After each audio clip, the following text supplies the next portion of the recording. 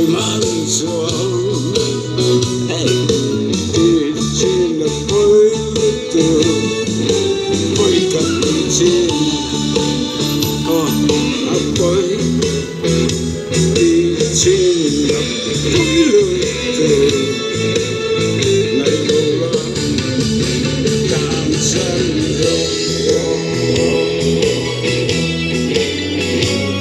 Hãy subscribe cho kênh Ghiền Mì Gõ để không bỏ lỡ những video hấp dẫn.